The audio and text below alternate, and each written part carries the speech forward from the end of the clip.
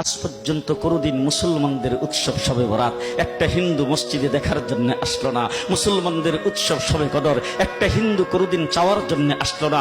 মুসলমানদের উৎসব রমজান মাসের রোজা একটা হিন্দু কোনোদিন তোমার সাথে সমাজ করার জন্য রাখলো না। একটা হিন্দু কোনোদিন তোমার ঈদের নামাজে আসলো না। একটা হিন্দু কোনোদিন তোমার সাথে জুমার নামাজে অংশগ্রহণ করলো না। তোমাকে দেখার জন্য পর্যন্ত আসলো না। তার কারণ হলো হিন্দুরা মনে করে এটা মুসলমানের উৎসব, আর তুমি মুসলমান হইয়া হিন্দুর দুর্গা পূজায় কিভাবে গেলা? তোমার কি হয়ে গেল? তোমার কি লজ্জা শরম তুমি ধুয়ে ফেলে দিয়েছো? তোমার কি কোনো লজ্জা শরম নাই? লজ্জা শরম নাই? আবার কি সুন্দর বলতেছ, ধর্ম যার যার উৎসব সবাই। হাই হাই হাই, ও মুসলমান যুবকেরা ভালো করে শোনো, ধর্ম যার যার উৎসব সবার, তাইলে বিয়া যার যার বউ তো সবার।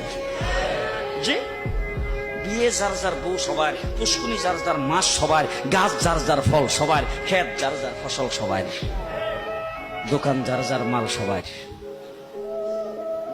এখন ঘুমাইছে কি কথা বলেন না কেন? তাহলে আমার দোকানের মাল যদি আমার হয়, আমার ক্ষেতের ফসল যদি আমার হয়, আমার গাছের ফল যদি আমার হয়, আমার গাছের নারিকেল যদি আমার হয়, আমি বিয়ে করলে বউ যদি আমার হয়, মুসলমান আমার পুষ্কুনির মাস যদি আমার হয়, তাইলে ধর্ম যার উৎসব তার।